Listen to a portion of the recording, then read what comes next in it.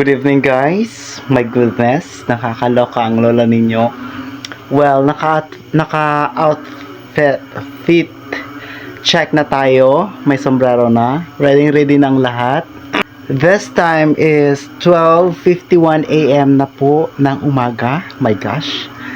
Laging puyat si Dudoy. Sooner or later, talagang kukulubot-kulubot na ang ating mukha dahil. My goodness. So, ang gagawin natin ngayon is magpapandaw na po tayo ng ating crab cage kasi ang high tide is 9 PM na po ng gabi, 'di ba? So, 9, 10, 11, 12, low tide na ang 12 o'clock. Around 12, low tide na siya, guys. So, let's see kung meron tayong makukuha this evening. Hopefully, sana nga meron tayong makuha, okay? Magpapandaw ako, nakasama ko ang aking kapatid. Actually, sa mga panahon na ito, ako na lang gising at ang aking kapatid. The rest are sleeping na. Okay? And siguro, sa mga kapitbahay ko, tulog na rin kahit paano, nakakaloka na kasi 12:52 AM na po ng umaga. Anyway, sa trabaho namin, madalas kami napapagkamaliang gumagawa ng hindi maganda, or yung sabihin natin pagnanakaw, o yung kung ano pa, pero hindi namin yun, guys, iniintindi kasi para sa akin, kapag marangal ang iyong trabaho, araw man o gabi, wala pong problema, 'di ba? Hindi rin siya nakakatakot or hindi rin siya nakakaba because hindi naman po kami gumagawa ng masama. So yun, guys, ang tabayanan ninyo na sana tayo ay pagpalain po araw-araw at ngayong gabi. Sana meron tayong makuha para meron tayong maibenta bukas, para meron tayong kapirahan bukas. Tara na, let's go! Ganito kadilim, guys. May ilaw ba? Meron namang ilaw Ganito kadilim, guys, ang ating dinadaanan dito sa daanan, malamang dito sa amin. Nakakaloka, maputik siya kasi laging umuulan dito sa amin. At the same time, nakakatakot kasi this time is basang-basa ang lupa at ang mga damo. So may posibilidad na lumabas ang mga hayop na ma-venom, yung mabibisa or yung may mga, basta yun na yun, guys, masakit mga agat, nakakaloka. So ito yung dadaanan natin, putik talaga, as in dito rin dumadaan ang ating motorcycle at ang ating tricycle. Nakakaloka. Dito na tayo, guys, sa baybayin ng aming karagatan ng Mambalot. Nakakaloka na ito, as in umaga na. Kanina umalis tayo 12, ngayon ay 1:05 na po ng umaga. O diba, ang ating mga vlog ay laging pang gabi. Nakakaloka na ito, para na akong silulaba siya. Para akong kirit-kirit. Hindi nga, guys, kasi kailangan natin siyang pandawin ng kakababa lang ng tubig, dagat, or ng dagat, or ng low tide. Dudoy, ang dami mga explanation. Kakababa lang ng low tide para yung mga alimango ay hindi makatakas doon sa ating cage, sa ating crab cage. So, kaya kailangan natin magpandaw kaagad. Kapag pinaabot pa natin siya ng 4 AM or 7 AM na ng umaga, AM na nga, umaga pa, nakakaloka ka, dudoy. Pag pinaabot natin siya ng ganun, guys, maano siya, makakatakas again. Yes, guys, makakalaya na po ang ating mga alimango. Ano yun, Dem? Kala ko mayroong nakakaloka naman ito. Wala na kasi itong bahay, guys, dito sa tabing dagat. So, nakakatakot. Pero carry lang, 'di ba? Walang imposible. Mamaya na din sa akin muna. Nagbo-vlog kasi ako, ipapakita natin sa ating mga ipapakita natin sa ating mga subscribers ang ating maaaring makuha sa ating crab cage. Nakakatakot, guys. Nakikita niyo yung ilaw na yan sa likod ko? Yan yung ilaw ng barko. O, di ba, may barko dito sa amin? Maluloka ka. Guys, nandito na tayo sa loob ng Katunggan. Ay, naku. Grabe na rin itong paghahanap buhay. Di ba? Ang hirap kumita ng pera pero ang dali niyang gastusin. Ang bilis-bilis maubos sa ating mga kamay. Oh my gosh. Low tide pa rin. Ang lalim pa ng tubig. Oh. Ito pa, guys, yung tubig ng Katunggan. Malalim pa siya. Pero pwede na nating tignan ang ating mga cage, crab cage. So tara na guys, huwag kayong huwag kayong matakot sa aking pagmumukha. And this time is 1:14 AM na ng umaga. Magpapandaw na tayo. Let's go. Baka meron tayong nakuha ang alimango. Wow, meron akong nakikitang kamaron.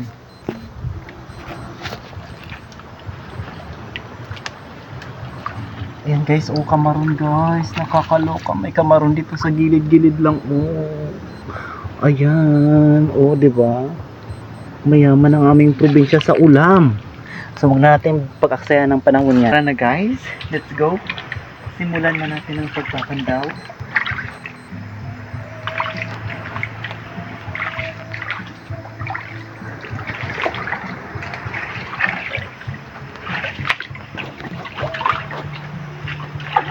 Ay, ang laki din. Laki. Oo, nakikita. Yes, may nakuha tayo guys. Grabe. Ang laki. O, diba ang swerte natin? Wow. Alimango na. Pera-pera na bukas. Chares. Isa pa lang napapanood natin, pera agad. Grabe, ang mukha ng lola nyo. Mukhang pera. Mukhang pera. Diyan na muna. Iwan na muna natin dyan.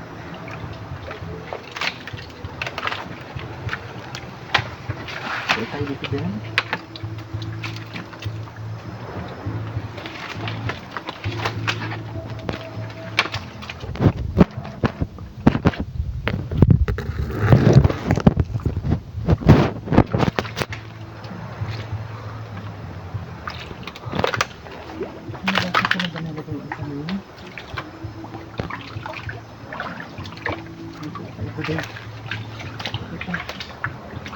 Ay, wala.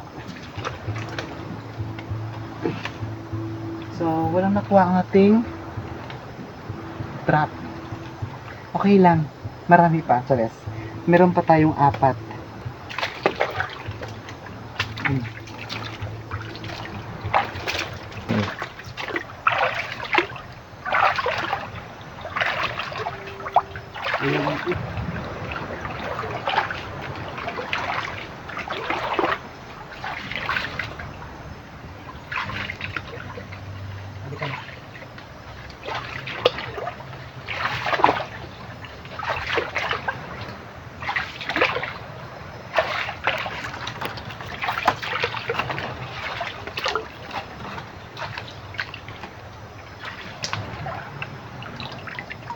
Wala pa rin guys. Pangatlo na pero wala pa rin kuha. It's okay. Dito lang natin ilagay. Daanan natin mamaya.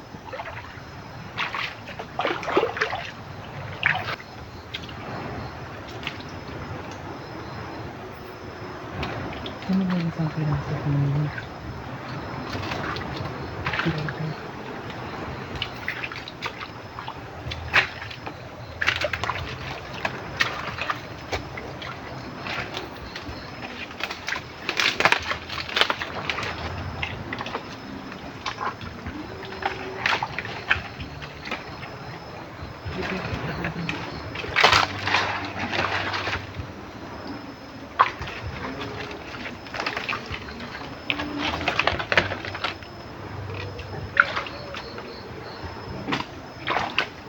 So, wala din guys. Pero wala na siyang pamain sa loob. It means na pinasok din siya. Maaaring isda, maaaring kamaron ang pumasok dito. Kung alimango lang kasi, hindi basta-basta makakalabas, diba? So, dalhin na natin. Ilan na din? 3 na? Oo, 3 na doon.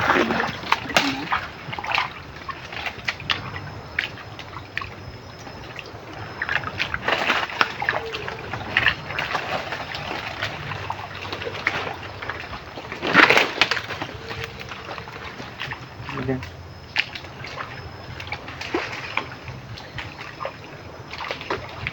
Dito yung sa ano, parang may nilagay yung sa dito. Ito ba yun? Parang mali yung daan natin din.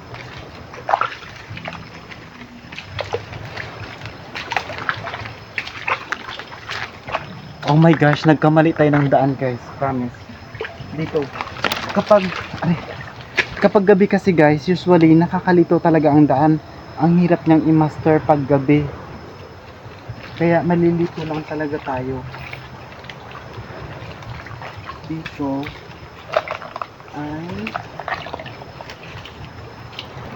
ay may isda siya pero maliit lang. Wala rin guys, talagang wala. Wala, so let's move.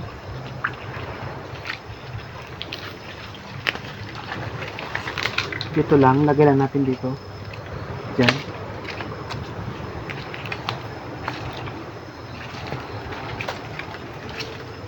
Saan na ba nilagay? Parang dito. Ayun, meron. Ito guys, meron guys, oh.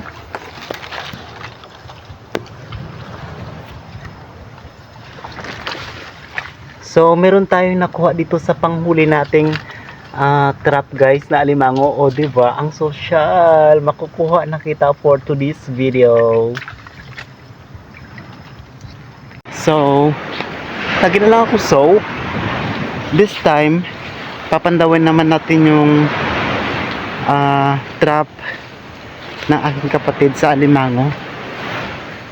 Sa kanya naman guys, pasensya na. May ebags ang lola. And then may pulang-pula pa ang mata. Talagang puyat-puyat at dito guys, naglagay rin kami para sa sa land crab. Pero itong ating trap ay walang huli. Baka bukas meron tayong makukuhang land crabs. Double po talaga ang ginagawa natin. So ngayon magpapandaw muna tayo ng trap natin para sa meron dem? Meron po. Ay wow, social, patingin. Hala, din nakakuha ka dem. Wow. Yan guys. Ay. Hala, nalaglag dim, nakatakas dim. Bakit yun, may butas? Hindi ko alam. Hala, ayusin mo. Wala pa. Ako na lang. Bakit siya nakatakas? Eksakto siya sa butas. Ha, may butas dyan sa mo? Napunit niya, oh. Wala pa. Napunit niya yung trap mo? Okay na dim. So ito yung nakuha ng aking kapatid guys. Oh my gosh. Hawakan mo daw yung video. Kailangan iganyan natin ang kanyang mga sipit. Dito dim, ilapit-lapit mo pa dim. Yan, para hindi tayo makagat. Kapag nakagat ang inyong lola, kawawa. Okay. So this is it. Yan na. Oh guys. Yun, butasan niya, oh. And let's go. Ilalagay na natin siya sa loob guys kasi nga nakalabas siya. How is it? How is it? Ewan ko sa'yo, duloy para kang tanga. Charis. Ouch! Yan. Okay na. Ay, ano ba itong tutubi na to? So, dito pa, meron pa dito yung trap ng kapatid ko. Isang piraso. Meron kaya dem? Hindi ko po alam. Hindi daw? Wala. Sorry, wala po. Salamat. Ang daming tutubi. Okay lang yan din. Dito daw guys, meron din daw siya. Ay, dem, meron dem. Tatlo. Wow, tatlo? Oh, Oh my gosh, patingin. tatlo. Hala, grabe, tatlo laman niya. Siya. Hala, tatlo Dalawa, nga, dem. tatlo. Ang swerte mo. Sige daw, pakitanggal. Hala, ang swerte mo, dem. Pangapat sana kung hindi nila kinain. Ay, may kinain sila isa. Sayang. Dapat talaga naabutan natin kaagad. Wow, tatlo sila guys. Amazing. Ha, daming crabs. Wow, bili na kayo please. Chares, ang uway mo doon. Masaya lang ako kasi ang dami namin nakuha. Apat sana. So, magpapanda pa tayo. Meron pang isang pirasong bobo ang kapatid ko. Bobo talaga. Chares. Crab cage guys. Trap. Hindi ko na siya makita. Let's see. Sana may kuha din. Wala. Wala. It's okay. Wala siya ng tubig. Ha? Ayun, natuyuan na. So, ganito guys ang nangyayari. Kapag natutuyuan siya ng ganito, wala ng tubig, talagang wala na siyang makukuha, makakatakas ng alimango kasi maghahanap na sila ng daan. Pero kapag may tubig pa, talagang nandyan pa sila sa loob. Sige na, kunin mo na dem. Okay lang yan. And ganito nga pala namin guys, dinadala ang aming trap para sa ating alimango. Nakatugtog siya sa isang pangtuhog. O diba, tinutuhog ang lola, nakakaloka. So, para madali at hindi siya magulong dalhin kasi mabigat-bigat din guys kasi nga basta na itong mga tiring or bamboo. So bumibigat siya. Kaya nagbabayanihan kaming dalawa para mapabilis at hindi mabigat ang aming mga dalahin. Last time, tatali na tayo ng ating nakuhang alimango guys. So magpuputol na po tayo ng pantali. Of course, kailangan straw. Straw? Oh, pantali. So ito na. Naputol na natin. Iwain natin ito mga pantali na kaya. Ito ang ating pangkuha dito sa ating alimango dito sa loob ng trap. Ganito guys, oh. Ilawin dito lang din. Pasok lang natin dito ganito. Then, ganyanin natin yung crab para makuha siya sa loob.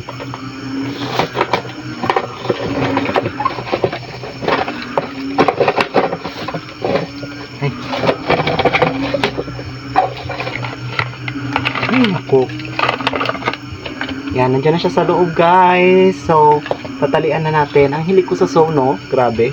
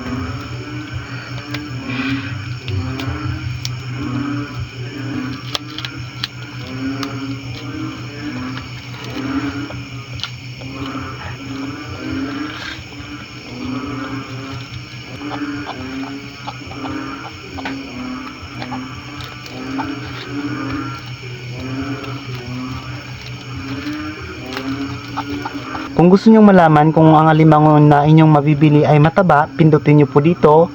Kapag ang ano po nito ay malambot, katulad nito malambot po, hindi po yan siya mataba pero may laman pa rin. Pero mas marami ang tubig kaysa laman.